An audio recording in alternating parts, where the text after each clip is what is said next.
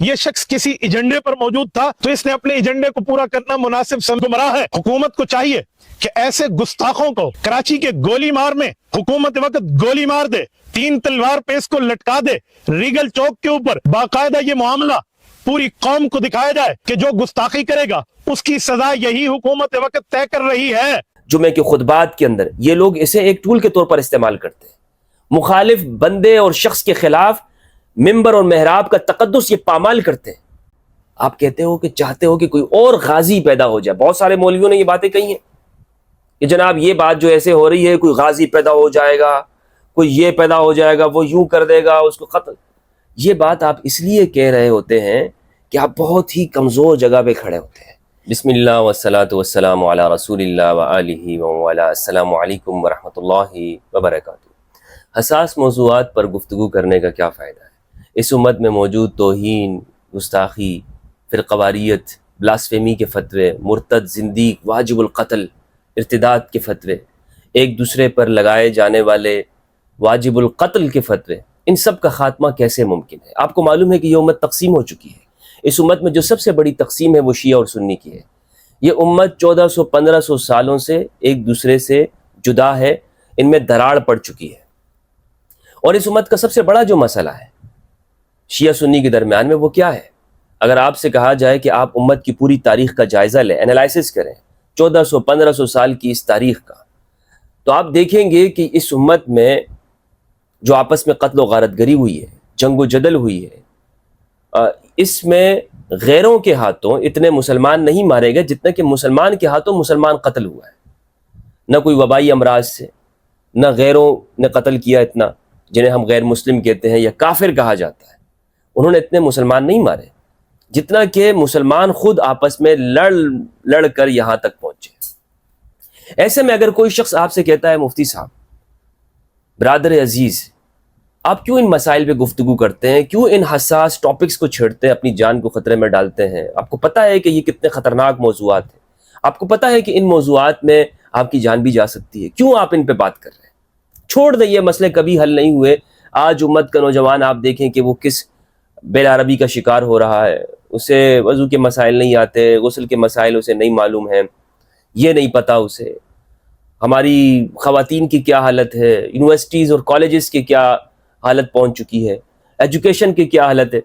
تو یہ باتیں کر کے جب لوگ کہتے ہیں کہ آپ ان حساس ٹاپکس پہ بات کیوں کر رہے ہیں، اپنی پرواہ کریں، اپنی زندگی کی پرواہ کریں، چھوڑ دیں یہ ساری باتیں۔ تو ایسے لوگوں سے میں یہ کہنا چاہتا ہوں کہ آپ کی بات بالکل درست ہے۔ میں آپ کی بات تب درست مان لیتا کہ جب میں یہ دیکھتا کہ ان مسائل کی وجہ سے مسلمان ایک دوسرے سے لڑ نہیں رہے، جب میں یہ دیکھتا کہ مسلمان جو بات آپ یہ کر رہے ہیں کہ ان مسلمانوں کو غسل کے، وضو کے، نماز کے مسائل کا علم نہیں ہے، لیکن میں یہ دیکھتا ہوں کہ یہ مسلمان جسے نماز کے مسائل کا علم نہیں ہوتا، روزے اور زکوٰۃ کے مسئلوں کا پتہ نہیں ہوتا، یہ شخص بھی ان بحثوں میں پڑا ہوتا ہے۔ آپ دیکھ لیں کہ پاکستان میں جو اقلیتوں کے اوپر حملے ہوئے ہیں، یہاں پہ چرچ جو جلائے گئے ہیں، مندروں کو جو مسمار کیا گیا ہے، یا فرقواریت کی جو آگ لگائی جاتی ہے، اس میں سب سے پہلے جو ایندھن بنتا ہے، جو خام مال ہوتا ہے، وہ کون شخص ہوتا ہے؟ وہ یہی عوام ہوتی ہے جن کو ہمارے مولوی جن کے بارے میں کہتے ہیں نا کہ یار ان کو تو العوام کالانعام، عوام تو چوپایوں کی طرح ہے۔ یہی وہ چوپائے جن کو ہمارے علماء چوپائے کہتے ہیں، عوام کو، یہی سب سے آگے فرنٹ پہ ہوتے ہیں اور یہ جا کر کام تمام کر دیتے ہیں۔ کیوں؟ پوچھیں نا آپ ان سے کہ بابا تجھے تو قرآن پڑھنا نہیں آتا، تجھے تو سورۃ الفاتحہ کو اردو ٹرانسلیشن کے ساتھ اگر تم سے پوچھ لی جائے تو وہ تمہیں معلوم نہیں ہوگی۔ تم سے تو اگر یہ بات پوچھ لی جائے کہ بتاؤ غسل کے کتنے فرائض ہیں، وضو کے کتنے فرائض ہیں، سورۃ الفاتحہ کو فاتحہ کیوں کہتے ہیں، نماز میں جو تشہد پڑھی جاتی ہے وہ کیا ہے، اس کا ترجمہ کیا ہے، تو اسے نہیں معلوم ہوتا۔ لیکن وہی بندہ ان مذہبی اور ان تکفیری کاموں کے اندر وہ سب سے فرنٹ کے اوپر ہوتا ہے، اور مسلمان آپس میں لڑ رہے ہوتے ہیں۔ بتائیں کیا یہ حالت ہے یا نہیں ہے؟ آپ مجھے بتائیے کہ یہ اتنے عرصے سے جو مسلمان آپس میں لڑے ہیں وہ کس مسئلے کے اوپر لڑے ہیں؟ کیا اس اختلاف کی وجہ سے کہ جناب مسلمان ایک ہاتھ یہاں باندھ رہا ہے اور ایک ہاتھ چھوڑ رہا ہے، کیا ان مسئلوں پر قتل و غارت گری ہوئی ہے؟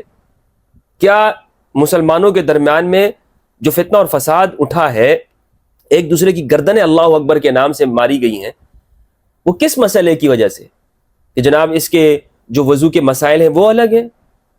جناب اس نے جو نماز کا مسئلہ بیان کیا ہے یا زکوٰۃ کے احکام بیان کیے یہ الگ ہے، یا اس بارے میں کہ اس امت میں افضل شخصیت کون ہے، اس بارے میں کہ خلافت کا حقدار کون ہے، اس بارے میں کہ امام علی کے زمانے میں باغی گروہ کون تھا، جنگیں کن کے ساتھ ہوئی ہیں، جمل کیوں ہوئی، صفین اور نہروان کیوں ہوئی ہے، اس وجہ سے کربلا کیوں ہوئی، سقیفہ کیا ہے، غدیر کیا ہے،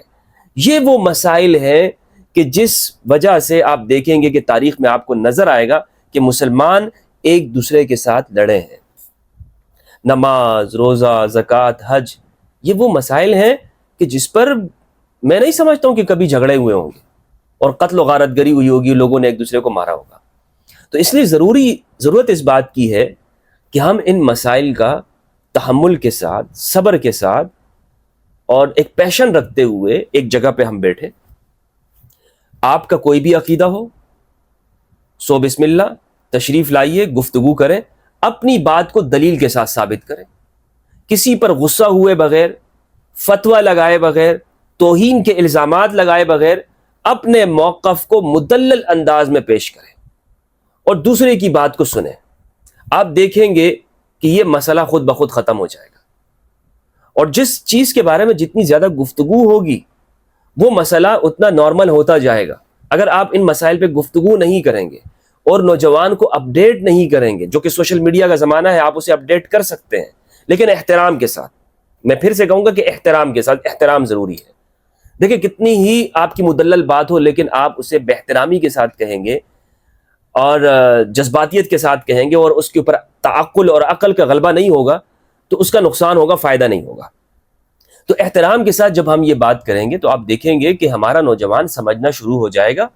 اور وہ ان تکفیریوں کے چنگل سے باہر نکلے گا کہ جو اسے مسجد اور محراب کا غلط استعمال کر کے اس کے دماغ میں دوسرے مسلمانوں کے خلاف نفرت ڈالتے ہیں۔ یہ ہو رہا ہے، آج بھی یہ ہو رہا ہے۔ جمعے کے خطبات کے اندر یہ لوگ اسے ایک ٹول کے طور پر استعمال کرتے ہیں، مخالف بندے اور شخص کے خلاف ممبر اور محراب کا تقدس یہ پامال کرتے ہیں۔ جو لوگ کہتے ہیں نا کہ فلاں شخص کے اوپر توہین کا الزام لگا دو، گستاخی کی ہے اس نے، تو آپ ان مذہبی طبقات سے یہ پوچھو، آپ ایک طرف تو ان پر گستاخی کے فتوے لگاتے ہیں، کل کو اگر کوئی شخص جا کر اسے مار دیتا ہے جس پر آپ نے گستاخی کا فتویٰ لگایا ہے تو پھر آپ پیچھے کیوں ہٹ جاتے ہیں؟ بھائی اگر آپ اتنے ہی سچے اور مخلص ہیں مولوی صاحب، میں آپ سے پوچھنا چاہتا ہوں کہ جب آپ یہ کہتے ہیں کہ فلاں آدمی مرتد ہو گیا تو آپ کو معلوم ہے نا کہ مرتد کی سزا کیا ہے؟ واجب القتل، یعنی ایک بندہ اسلام سے باہر نکل گیا، اس کی سزا یہی ہے کہ اس کو قتل کر دو، قتل کر دینا ہے اس کی۔ اور توہین صحابہ جس کو آپ اس طرح پیش کرتے ہیں، توہین رسالت کے جب آپ الزامات لگا دیتے ہیں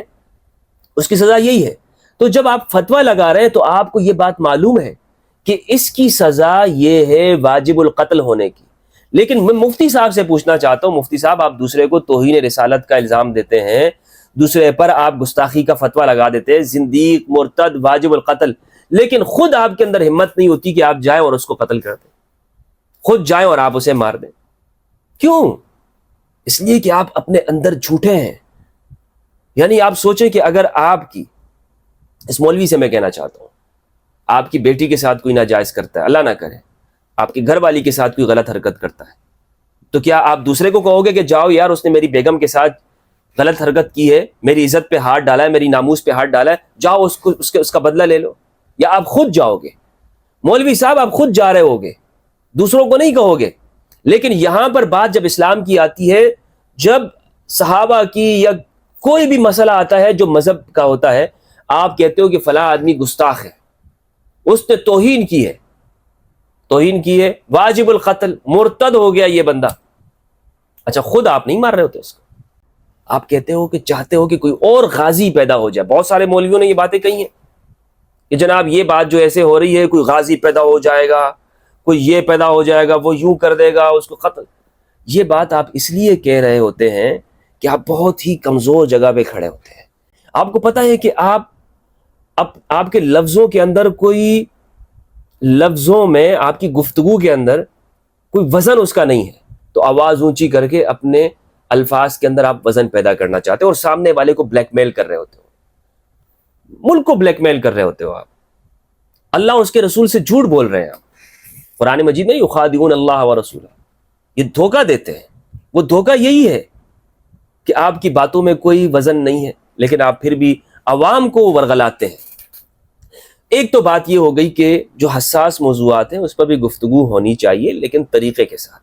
دوسری مثال میں آپ کو یوں سمجھانا چاہوں گا کہ ایک شخص ہے، اسے ڈاکٹر نے یہ کہہ دیا ہے کہ بابا آپ کو یہ مرض لاحق ہو گیا ہے، اور یہ اتنا خطیر مرض ہے، اتنا خطرناک مرض ہے کہ اس کا علاج یوں ہوگا، آپریشن ہوگا، یہ طریقہ ہوگا، پورا پروسیس اس کو ڈاکٹر صاحب بتا دیتے ہیں، اور اس شخص کے لیے دوا بھی تجویز کر دیتے ہیں، پورا طریقہ کار علاج اس کا بتا دیا جاتا ہے۔ اب اس شخص کو ڈاکٹر نے سب کچھ بتا دیا، یہ بندہ گھر آتا ہے اور گھر آ کر لمبی تان کر سو جاتا ہے۔ بچے جب اس کو کہتے ہیں ابا جان آپ کا علاج ہونا ہے، تو یہ کہتا ہے کہ میرے سامنے تم نے اس مرض کا نام نہیں لینا ہے، چھوڑ دو یہ مرض کیا ہوتا ہے، اور ڈاکٹر کو دفع کرو، اس نے تو ویسے ہی ہانکی ہوئی ہے، کچھ نہیں ہونے والا مجھے، اور آئندہ یاد رکھنا بچوں میرے سامنے یہ مرض دوبارہ مت کرنا۔ تو مجھے بتائیں کیا اس آدمی کا اس مرض سے آنکھیں بند کر لینے سے اس کا مرض ٹھیک ہو جائے گا؟ سب کہیں گے کہ نہیں ٹھیک ہوگا، جب تک کہ یہ علاج نہیں کرائے گا، جب تک کہ یہ ڈاکٹر کے سامنے اپنے آپ کو پیش نہیں کرے گا۔ تو جب یہ پیش کرے گا، اس کا علاج ہوگا تو یہ ٹھیک ہو جائے گا۔ تو ہمارے اس معاشرے کے جو امراض ہیں اس میں سے ایک سب سے بڑا مرض کیا ہے؟ وہ یہی مسئلہ ہے کہ ہم تشدد کے اوپر اتر آتے ہیں، ہم برداشت نہیں کر پاتے، ہم دوسرے کو وہ جگہ نہیں دینا چاہتے جو اس کا مقام بنتا ہے۔ تو میرے بھائیوں، اس کے نتیجے میں گھٹن پیدا ہوتی ہے، نوجوانوں میں گھٹن، اور جس معاشرے میں گھٹن ہوتی ہے، لوگ بات نہیں کر سکتے، ان کو آزادی نہیں ہوتی، وہاں پہ پھر یہی ہوتا ہے کہ جو یہاں اقلیتوں کے ساتھ ہوا، جو یہاں دوسرے مذاہب کے ماننے والوں کے ساتھ ہوا، اور جو خود مسلمانوں کے اندر باہم فرقوں کے جو کشمکش اور لڑائیاں چلی ہیں، یہی کچھ ہوتا رہے گا، ہمیشہ ہوگا، اگر ہم اس کا علاج ڈھونڈیں گے نہیں اور ہم اس مرض کو دور کرنے کی کوشش نہیں کریں گے۔ یہ تو ہو گئی وہ بات کہ جو میں نے آج کے اس معاشرے کے حوالے سے بات کہی کہ ان مسائل پہ گفتگو ہونی چاہیے، اور یہ صرف میں یہ نہیں کہہ رہا ہوں کہ ہوا میں یہ بات میں نے کر دی ہے، بلکہ میں آپ کو سیرت النبی صلی اللہ علیہ وآلہ وسلم سے اور بخاری مسلم کی حدیث سے یہ بات ثابت کرنا چاہوں گا، اہل السنت والجماعت کی اصح درجے کی کتابوں سے، کہ یہ مسائل خود رسول اللہ صلی اللہ علیہ وآلہ وسلم کے زمانے میں بھی ہوتے تھے۔ افضل کون ہے؟ آج کہتے ہیں نا مولوی صاحب چھوڑ دو کون افضل ہے، حضرت ابوبکر رضی اللہ تعالیٰ عنہ افضل ہیں یا امام علی علیہ السلام افضل ہیں، آپ ان مسائل کو کیوں بیان کر رہے ہیں؟ چھوڑیں ان مسئلوں کو، امت کے اور مسائل کم ہیں۔ گویا کہ وہ یہ بات کہنا چاہتے ہیں کہ یہ مسئلہ اس دنیا میں سب سے پہلے مفتی ہمدرد نے شروع کیا ہے، یعنی یہ مسئلہ میں نے اس دنیا کے اندر ایجاد کیا یا کسی اور عالم دین نے، اور گویا کہ یہ پہلے موجود نہ ہو، یعنی یہ مسائل، یہ بحث و مباحث، یہ مناظرے نہ ہوں۔ رسول اللہ صلی اللہ علیہ وآلہ وسلم کی حیات طیبہ میں ہی صحابہ کرام کے درمیان میں یہ مسئلہ شروع ہو چکا تھا۔ رسول اللہ صلی اللہ علیہ وآلہ وسلم کے سامنے اس طرح کے مسائل پیش کیا جاتے تھے، صحابہ آپس میں بحث و مباحثے کرتے تھے، ایک دوسرے پر فضیلت جتاتے تھے کہ میں افضل ہوں یا تم افضل ہو، ہمارا گروہ افضل ہے یا تمہارا گروہ افضل ہے، ہماری جماعت افضل ہے یا تمہاری جماعت افضل ہے، آپس میں بحث و مباحثے ہوتے تھے صحابہ کرام رضوان اللہ علیہم کے درمیان میں۔ اور یہ ہمارا طبقہ اہل سنت کا، یہ طبقہ تو کہتا ہے نا کہ ہمیں صحابہ کے پیچھے چلنا ہے، تو جب صحابہ کے پیچھے چلنا ہے تو صحابہ میں مناظرے ہوا کرتے تھے، صحابہ میں بحث و مباحثے ہوتے تھے، صحابہ میں اس موضوع کے اوپر ڈسکشن ہوتی تھی، پرامن طریقے سے بحث و مباحثے ہو رہے ہیں، رسول اللہ کے سامنے فیصلہ جا رہا ہے، مسئلہ جا رہا ہے، اور آپ اس کا فیصلہ کرتے ہیں۔ صحیح حدیث میں آپ کو سنانے جا رہا ہوں، اور اس پر آپ کو حیرانگی ہوگی، کیونکہ یہ وہ باتیں ہیں کہ جس سے ہمارے لوگوں کو چھپایا گیا، بتایا نہیں گیا، اور اس وجہ سے یہ مسائل یہاں تک پہنچے ہیں کہ آج ہم ناواقفیت کی بنیاد پہ کہہ رہے ہوتے ہیں کہ صحابہ نے ان چیزوں کو نہیں چھیڑا، صحابہ ان چیزوں کو نہیں چھیڑتے تھے، ہم کیوں چھیڑ رہے ہیں؟ لیکن صحابہ میں یہ ڈسکشن نہیں ہوتی تھی تو ہمیں بھی ڈسکس نہیں کرنا چاہیے۔ نہیں، صحابہ میں ان چیزوں کو ڈسکس کیا جاتا تھا۔ حضرت عمر سب سے زیادہ اس مسئلے کو لے کے آتے تھے اور صحابیات کو ان سے پوچھا کرتے تھے، ان سے اس معاملے میں گفتگو کیا کرتے تھے۔ صحیح بخاری کی روایت حدیث نمبر 4230 اور صحیح مسلم کی حدیث 6411۔ یہ حدیث آپ دیکھ سکتے ہیں، طویل حدیث ہے. اس حدیث کو میں یہ پیش کرنا چاہوں گا آپ کے سامنے. امام بخاری رحمہ اللہ نے روایت کیا، وہ کہتے ہیں ابو بردہ نے اور ان سے ابو موسیٰ اشعری رضی اللہ عنہ نے بیان کیا کہ جب ہمیں ابو بردہ نے اور ان سے ابو موسیٰ نے بیان کیا کہ جب ہمیں نبی کریم صلی اللہ علیہ وآلہ وسلم کی ہجرت کے متعلق خبر ملی تو ہم یمن میں تھے. ہم کہاں تھے؟ یمن میں تھے. اس لیے ہم بھی نبی کریم صلی اللہ علیہ وآلہ وسلم کی خدمت میں ہجرت کی نیت سے نکل پڑے. میں اور میرے دو بھائی، میں دونوں سے چھوٹا تھا. میرے ایک بھائی کا نام ابو بردہ تھا اور دوسرے کا نام ابو رحم. انہوں نے کہا کہ کچھ اوپر 50 یا انہوں نے یوں بیان کیا کہ 53 یا 52 میری قوم کے لوگ ساتھ تھے. ہم کشتی پر سوار ہوئے، لیکن ہماری کشتی نے ہمیں نجاشی کے ملک حبشہ میں لا ڈالا. اچھا، بہرحال وہاں پر ان کی ملاقات حضرت جعفر طیار، جعفر ابن ابی طالب علیہ السلام رضی اللہ تعالیٰ عنہ، ان سے وہاں پر ان کی ملاقات ہوئی. پھر یہ سب لوگ یعنی ہجرت حبشہ کرنے والے جو لوگ ہیں، اور جعفر بن ابی طالب خطیب الاسلام ہیں، انہوں نے حبشہ کی جانب ہجرت کی. تو یہ جو حبشہ کی جانب ہجرت کرنے والے لوگ ہیں، یہ اور یہ ابو بردہ، یہ سارے لوگ مل کر غزوہ خیبر کے بعد مدینہ تشریف لائے. جب مدینہ تشریف لائے تو جعفر بن ابی طالب رضی اللہ تعالیٰ عنہ علیہ السلام، ان کی زوجہ محترمہ اسماء بنت عمیس رضی اللہ تعالیٰ عنہ، وہ بھی ان کے ساتھ تھی. وہ یہاں پر جب تشریف لائیں تو یہ والا جو قافلہ ہے جو حبشہ سے آیا ہے، اب ان کے ساتھ کیا ہوا؟ مدینہ میں ان کے ساتھ کچھ لوگوں نے، صحابہ کرام نے ان سے بحث و مباحثہ شروع کر دیا کہ تمہیں تو ہجرت مدینہ کی فضیلت نہیں ملی، لہٰذا ہم تم سے افضل ہیں. یعنی تم نے صرف حبشہ کی جانب ہجرت کی ہے 5 نبوت کے اندر، 5ویں نبوی کے اندر تم نے حبشہ کی جانب ہجرت کی ہے، اور مدینہ کی جو ہجرت ہے اس ہجرت میں تم لوگ شامل نہیں ہو، لہٰذا ہم تم سے زیادہ افضل ہوئے. اور اس قافلے کے اندر اسماء بنت عمیس بھی تھی. اچھا، اسماء بنت عمیس رضی اللہ تعالیٰ عنہ وہ حضرت ام المومنین حفصہ رضی اللہ عنہ کے گھر میں آتی ہیں. ایک دن جب ان کے گھر میں بیٹھی ہوئی ہوتی ہیں تو اسی اثناء میں حضرت عمر رضی اللہ تعالیٰ عنہ وہ بھی وہاں پر گھر میں تشریف لے آتے اپنی بیٹی کے گھر میں. حضرت عمر اپنی بیٹی یعنی حضرت حفصہ سے پوچھتے ہیں کیا یہ وہی ہیں جنہوں نے حبشہ کی جانب ہجرت کی ہے؟ تو حضرت حفصہ کہتی ہیں کہ بالکل ابا جان، یہ وہی ہیں کہ جنہوں نے حبشہ کی جانب ہجرت کی ہے. آگے حدیث سنیے کہ آگے وہ کہتے ہیں، حضرت اسماء سے ہی حضرت عمر کہنے لگ جاتے ہیں ہم تم لوگوں سے ہجرت میں آگے ہیں، اس لیے رسول اللہ صلی اللہ علیہ وآلہ وسلم سے ہم تمہارے مقابلے میں زیادہ قریب ہیں. یہ بات جب حضرت اسماء بنت عمیس عمر بن خطاب سے سنتی ہیں تو وہ غصے میں آ جاتی ہیں. بخاری کی روایت کے الفاظ ہیں، اسماء رضی اللہ عنہا اس پر بہت غصہ ہو گئی اور کہا ہرگز نہیں، اللہ کی قسم تم لوگ رسول اللہ صلی اللہ علیہ وآلہ وسلم کے ساتھ رہے. بخاری کے اندر صرف یہ الفاظ ہیں کہ اسماء بنت عمیس نے جب یہ بات سنی تو انہوں نے حضرت عمر سے کہا کہ ہرگز نہیں، یہ الفاظ کا ہرگز نہیں. لیکن صحیح مسلم کے اندر یہیں کے الفاظ ہیں کہ اسماء بنت عمیس نے حضرت عمر سے کہا کہ تم نے جھوٹ بولا،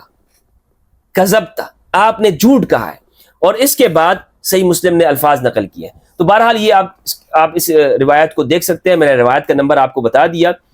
اسماء بنت عمیس اس پر شدید غصہ ہوئی اور انہوں نے کہا ہرگز نہیں، اللہ کی قسم، اللہ کی قسم تم لوگ رسول اللہ صلی اللہ علیہ وآلہ وسلم کے ساتھ رہے ہو. رسول اللہ صلی اللہ علیہ وآلہ وسلم تم لوگوں کو کھانا کھلایا کرتے تھے جب تم بھوکے ہوا کرتے تھے، تم خوف میں ہوتے تھے تو تمہیں امن دیا کرتے تھے. تم میں جو بھوکے ہوتے تھے اسے رسول اللہ صلی اللہ علیہ وآلہ وسلم کھانا کھلاتے، اور جو ناواقف ہوتے اسے آپ صلی اللہ علیہ وآلہ وسلم نصیحت و موعظت کیا کرتے تھے. لیکن ہم لوگ بہت دور حبشہ کے ملک میں تھے جو غیروں اور دشمنوں کا ملک تھا، اور یہ سب کچھ ہم نے اللہ اور اس کے رسول کے راستے ہی میں یہ سفر ہم نے کیا. اور اللہ کی قسم میں اس وقت تک اس گھر میں نہ کھانا کھاؤں گی نہ پیوں گی، اس وقت تک نہ کھانا کھاؤں گی نہ پیوں گی نہ پانی پیوں گی جب تک میں تمہاری بات رسول اللہ صلی اللہ علیہ وآلہ وسلم سے نہ کہہ لوں. ہمیں اذیت دی جاتی تھی، دھمکایا ڈرایا جاتا تھا، اور اپنی ان مصیبتوں اور مشکلات کو جو حضرت اسماء بنت عمیس نے حبشہ کے سفر میں اختیار کی تھی اور جو انہیں پیش آئی تھی، وہ سب حضرت عمر کے سامنے انہوں نے بتائی. اور یہ بات لے کر رسول اللہ صلی اللہ علیہ وآلہ وسلم کی خدمت اقدس میں اسماء بنت عمیس حاضر ہو گئی اور حضرت عمر سے کہا کہ خدا کی قسم میں جب رسول اللہ کے سامنے یہ مقدمہ رکھوں گی تو خدا کی قسم تمہیں جواب ضرور بتاؤں گی، اور اس میں ہر کسی بھی طرح سے میں نہ جھوٹ بولوں گی نہ ہی ٹیڑھی میڑھی بات کروں گی اور نہ ہی خلاف واقعہ بات کا اضافہ کروں گی، یعنی میں کوئی تحریف نہیں کروں گی، جو کا تو جیسے بات ہوگی رسول اللہ صلی اللہ علیہ وآلہ وسلم مجھے کہیں گے میں انہی طرح کے الفاظ تمہارے سامنے پیش کر دوں گی۔ اس سے یہ بات معلوم ہوتی ہے کہ یہ جو صحابیات ہیں، اسماء بنت عمیس کتنی دیانتدار خاتون ہیں، اور دین پر کتنا انہیں جو ان کا نظریہ ہے اس پر انہیں کتنی جرت اور بہادری ہے کہ حضرت عمر کے سامنے بھی یہ کہہ رہی ہیں کہ آپ نے یہ بات غلط کی ہے، بلکہ میں اس مقدمے کو رسول اللہ کے سامنے پیش کروں گی۔ آگے کے جو الفاظ ہیں وہ صحیح مسلم سے میں آپ کے سامنے پیش کرتا ہوں۔ اچھا، جب نبی کریم صلی اللہ علیہ وآلہ وسلم تشریف لائے تو سیدہ اسماء رضی اللہ عنہا نے عرض کیا، یا نبی اللہ، یا رسول اللہ صلی اللہ علیہ وآلہ، عمر نے اس طرح کہا ہے، یعنی عمر نے یہ بات کہی ہے رضی اللہ عنہ کہ ہم تم سے زیادہ افضل ہیں کیونکہ تمہیں ہجرت مدینہ کا موقع نہیں ملا، تم نے صرف ایک ہجرت کی ہے۔ رسول اللہ صلی اللہ علیہ وآلہ وسلم نے فرمایا کہ تم سے زیادہ کسی کا حق نہیں ہے، تم سے زیادہ کسی کا حق نہیں ہے۔ عربی کے الفاظ ہیں لیس بأحق بی منکم وَلَهُ وَلِأَصْحَابِهِ هِجْرَةٌ وَاحِدَةٌ وَلَكُمْ أَنْتُمْ أَهْلَ السَّفِينَةِ هِجْرَتَانِ لیس بأحق بی منکم، کہ میرے قریب، یہ الفاظ یہ اس کو غور کیجئے گا، لیس بأحق بی منکم، کہ میرے قریب تم سے زیادہ کوئی اور حقدار نہیں ہے، فضیلت کا جو مقام ہے تم سے زیادہ کسی کا نہیں ہے، اور کیونکہ عمر اور ان کے ساتھیوں کی ایک ہجرت ہے اور تم کشتی والوں کی دو ہجرتیں ہوئی، ایک مکہ سے حبشہ کی جانب جو تم نے ہجرت کی اور دوسری حبشہ سے مدینہ کی جانب جو ہجرت کی ہے۔ سیدہ اسماء رضی اللہ عنہا نے کہا میں نے اس ابو موسیٰ اور کشتی والوں کو دیکھا کہ وہ گروہ در گروہ میرے پاس آتے تھے۔ جب یہ بات سب نے سن لی نا، سب صحابہ کو معلوم ہو گئی، تو پھر سب صحابہ جو حبشہ کی جماعت والے میں سے تھے وہ حضرت اسماء کے پاس آتے تھے اور ان سے بار بار مطالبہ کیا کرتے تھے اور لطف لے کر پوچھا کرتے تھے کہ آپ ہمیں وہ واقعہ سنائیں، تاکہ اس میں ان کی فضیلت ثابت ہوتی ہے کہ مدینہ ہجرت کرنے والے یعنی حضرت ابوبکر، حضرت عمر، ان لوگوں کی ایک ہجرت کا ثواب ہے، اور جو جعفر بن ابی طالب ہیں، جعفر طیار ہیں، اور جن لوگوں نے بھی حبشہ کی جانب ہجرت کی ہے، اسماء بنت عمیس رضی اللہ عنہا ہیں اور یہ ابو موسیٰ اشعری، ان لوگوں کو 2 ہجرتوں کا ثواب ہے۔ کتنی ہجرتوں کا؟ 2 ہجرتوں کا ثواب ہے۔ تو یہ ان سے سنا کرتے تھے بار بار۔ تو اب یہ آپ دیکھیں، کہتے ہیں اور دنیا میں کوئی چیز ان کو رسول اللہ صلی اللہ علیہ وآلہ وسلم کے اس فرمان سے زیادہ خوشی کی نہ تھی، نہ اتنی بڑی تھی۔ اور ابو بردہ اور ابو موسیٰ کو دیکھا، وہ کہتے ہیں کہ اور ابو بردہ نے کہا کہ سیدہ اسماء نے کہا کہ میں نے ابو موسیٰ کو دیکھا کہ وہ مجھ سے اس حدیث کو خوشی کے لیے بار بار سننا چاہتے تھے۔ تو یہ مسائل، افضلیت کے مسائل رسول اللہ کے سامنے ہو رہے ہیں۔ اب آپ اس واقعے کے اندر دیکھیں، یہ واقعہ آپ خود اس روایت کو پڑھیں گے تو آپ کو معلوم ہوگا کہ صحابہ اس بات کو ایک دوسرے پر تفاضل یعنی فضیلت کے لیے بیان کرتے تھے، اور وہ ان واقعات کو اس طرح پیش کرتے تھے ایک دوسرے کے اوپر فضیلت قائم کرنے کے لیے، اور بتایا کرتے تھے کہ ہماری فضیلت زیادہ ہے، دوسرے کہتے نہیں ہماری فضیلت زیادہ ہے، اور وہ اس کو ثابت کیا کرتے تھے۔ اب کوئی شخص یہاں پہ کہہ سکتا ہے کہ جناب یہ کوئی فضول مسائل تھے، اس میں وہ کیوں پڑ گئے، اس طرح کے مسائل میں انہوں نے کیوں حصہ لیا؟ جناب فضیلت کا معیار ہے، اور آج بھی اس پر گفتگو ہو سکتی ہے، ان مسائل کے اوپر احترام کے ساتھ اور ایک دوسرے کے ساتھ ڈسکشن کی جانی چاہیے۔ کوئی جھگڑے کے مسائل تو نہیں ہیں، لیکن ان وجوہات کی بنا پر آپ دوسروں کی تکفیر کریں، کہیں کہ جناب نہیں چھوڑ دو، اس سے کیا فائدہ ہے، تو میں سمجھتا ہوں کہ یہ قرآن و سنت سے ناواقفیت کی دلیل ہے، اور ہماری ریسرچ نہ ہونے کی وجہ سے ہم اس طرح کی یہ سوچ رکھتے ہیں کہ جناب چھوڑ دیں ان مسائل کو، کیا فائدہ ہے، ہم کیوں ان مسائل کے اندر پڑے ہوئے ہیں۔ السلام علیکم ورحمۃ اللہ وبرکاتہ۔